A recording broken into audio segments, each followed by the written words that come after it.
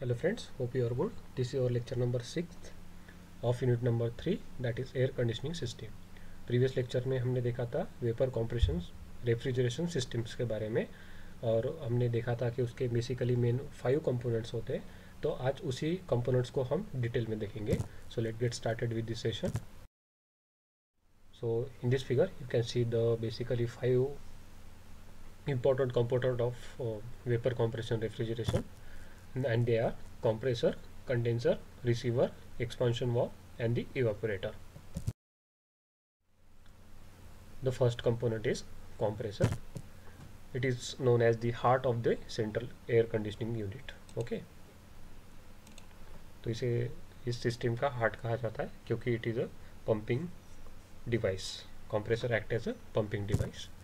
So there are various makes and types of this compressor used in automobile air conditioning system operating on R134A.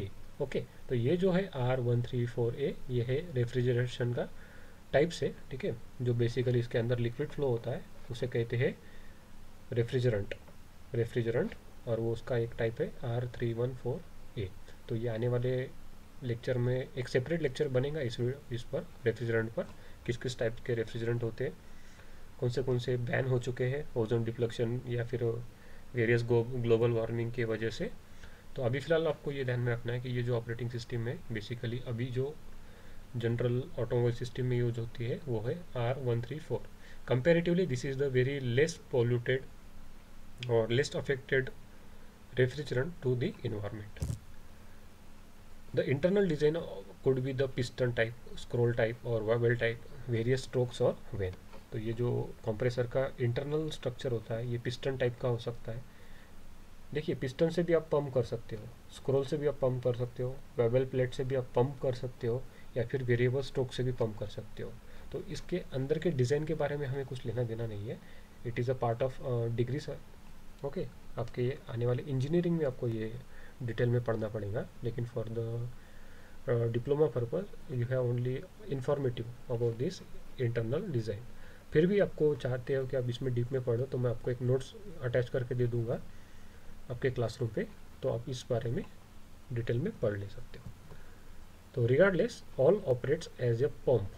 ठीक है, ये जो भी है सब ऑपरेट करते हैं as a pump in the AC system to increase the refrigerant pressure and thus temperature. Obviously pump करेगा, कंप्रेसर है, कंप्रेसर की वजह से प्रेशर इंक्रीज होगा, और जैसे ही प्रेशर इंक्रीज होता है उस वजह से टेम्परेचर भी इंक्रीज होता है. तो ये रहे कुछ पॉइंट्स रिगार्डलेस दी कंप्रेसर डिवाइस. उसके बाद आता है कंडेंसर. तो जैसे ही आपका कंप्रेसर रेफ्रिजरेंट पंप करेगा हाई प्रेशर और हाई टेम्परेचर के साथ, तो उसे वो सेंड कर देगा कंडेंसर के पास. तो condenser is just like at the evaporator. It is a heat exchanger. तो बेसिकली आप इसे एक इवेपोरेटर कर सकते हो जो कि हीट एक्सचेंज करता है. तो आप यहाँ पर हीट आपकी कौन सी आई, हाई टेम्परेचर हाई प्रेशर. तो ऑब्वियसली आपको क्या करना पड़ेगा, इसका टेम्परेचर कूल डाउन करना पड़ेगा. तो refrigerant flows from the top to the bottom of the coil. तो आपका जो कंडेंसर होता है, कंडेंसर में आपका रेफ्रिजरेंट टॉप से लेके बॉटम तक पास किया जाता है, ना कि बॉटम से लेके टॉप तक. ठीक है, ये पॉइंट आपको ध्यान में रखना है. और इसके अपोजिट जो इवेपोरेटर होता है, इवेपोरेटर में बॉटम से पास करते हैं और टॉप से एग्जिट करते हैं. ठीक है, तो अभी फिलहाल कंडेंसर क्या करता है, refrigerant flow from the top from to the bottom of the coil. Refrigerant cools down the enough to check the back into the liquid. तो आपका जो भी आप रेफ्रिजरेंट इसमें से पास हो रहा है वो फिर से लिक्विड फेज में आ जाएगा क्योंकि ये कूल डाउन हो चुका है. This process is known as sub cooling process. So there are several types of this condenser and they are serpentine flow और पैरेलल फ्लो. तो ये दो बेसिक टाइप है आपके कंडेंसर के. तो अब इसमें देख सकते हो कि टॉप से आपका हाई प्रेशर वेपर जो है कंप्रेसर से वो इन हो रहे हैं और इस कॉइल से पास हो रहे हैं. ठीक है, कॉइल से पास होते होते ये डाउन में जा रहे हैं और डाउन से आउट हो जा रहे हैं. तो अब इसका प्रेशर तो हाई होगा, लेकिन इसका जो टेम्परेचर थोड़ा सा कूल डाउन होने की वजह से ये वेपर फॉर्म से लेके लिक्विड फॉर्म में कन्वर्ट हो जाएगा. तो यहाँ पे आप देख सकते हो कि लिक्विड टू फिल्टर ड्राई अगले नेक्स्ट कंपोनेंट पे जाएगा. ठीक है। तो heat given off from this refrigerant to cooler surrounding air, तो आपका ये सराउंडिंग एयर यूज़ करता है खुद को कूल डाउन करने के लिए। तो इसका दो टाइप्स है, एक सर्पेंटाइन और दूसरा है पैरेलल फ्लो टाइप डिज़ाइन।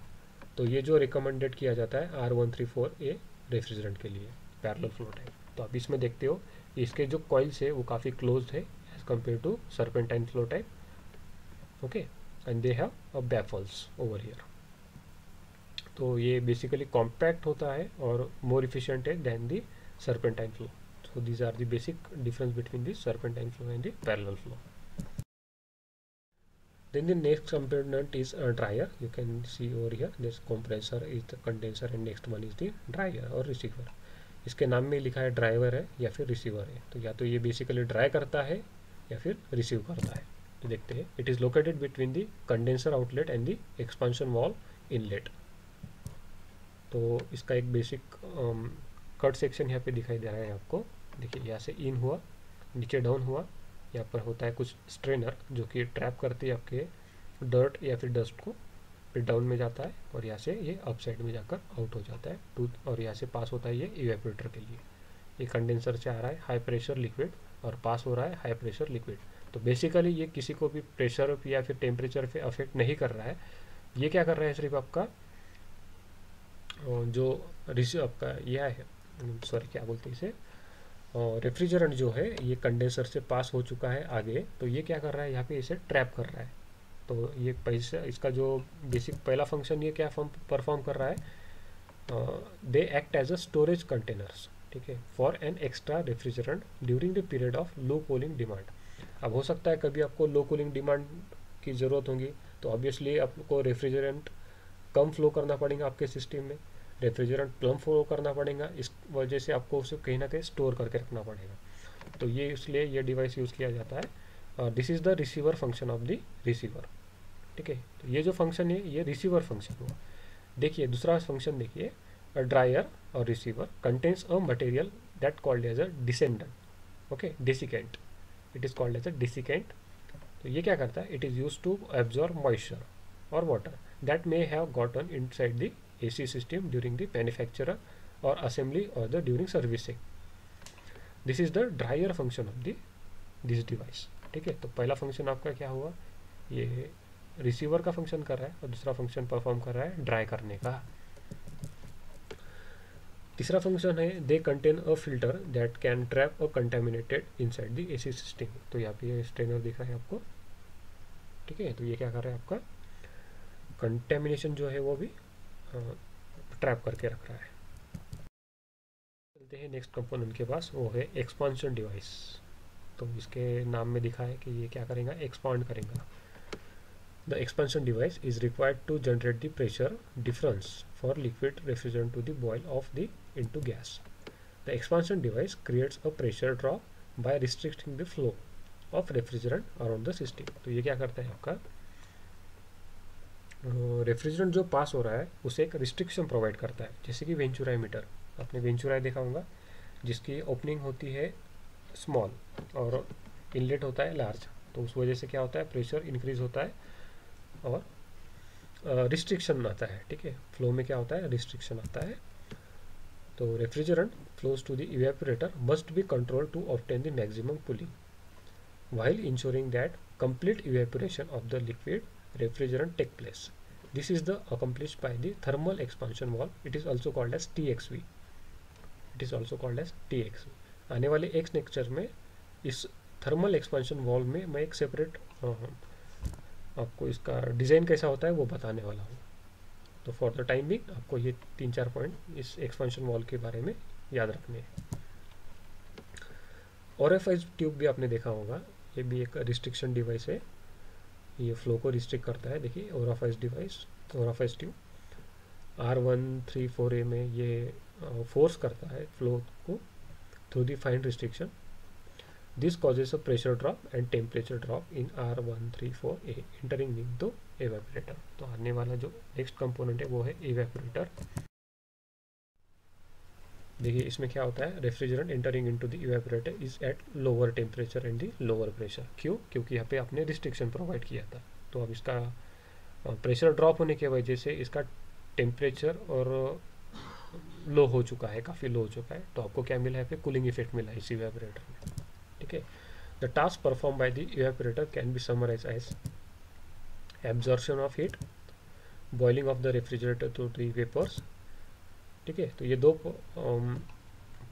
आपके ऑब्जेक्टिव परफॉर्म कर रहा है इस इवेपोरेटर। तो ये क्या कर रहा है, पहले तो हीट एब्जॉर्ब कर रहा है, और दूसरी बात ये क्या कर रहा है, रेफ्रिजरेंट को बॉईल कर रहा है, क्योंकि रेफ्रिजरेंट बॉईल होगा तभी ये जाके कंप्रेसर में कंप्रेस होगा, ठीक है ना। आपको कंप्रेसर में लिक्विड फ्लो नहीं करना है, आपको क्या करना है, वेपर फॉर्म में रेफ्रिजरेंट को फ्लो करना है, वरना ये कंप्रेसर को डैमेज करेगा और आपका सिस्टम भी वर्क नहीं करेगा।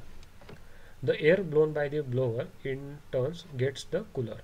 तो आपको इवेपोरेटर में क्या हुआ, कूलिंग इफेक्ट मिला, आपका रेफ्रिजरेंट कूल हो चुका है, प्रेशर ड्रॉप हो चुका है।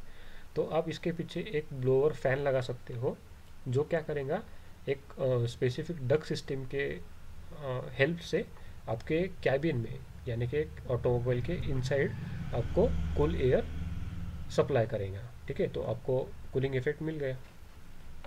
तो यही तो आपका सिस्टम का पर्पस है। And this pass into the cabin through the vents and the duct system. तो आने वाला एक सेपरेट लेक्चर है आपको, सॉरी सेपरेट लेक्चर नहीं, सेपरेट यूनिट नंबर 2, जिस पे आपको डक्ट डिज़ाइन करना है, ठीक है। और देखना है कि अलग अलग वेंट्स कैसे डिज़ाइन होते हैं, कैसे अलग अलग एरियाज में अलग अलग डक्ट सिस्टम के हिसाब से आपका कैबिन कूल किया जाता है।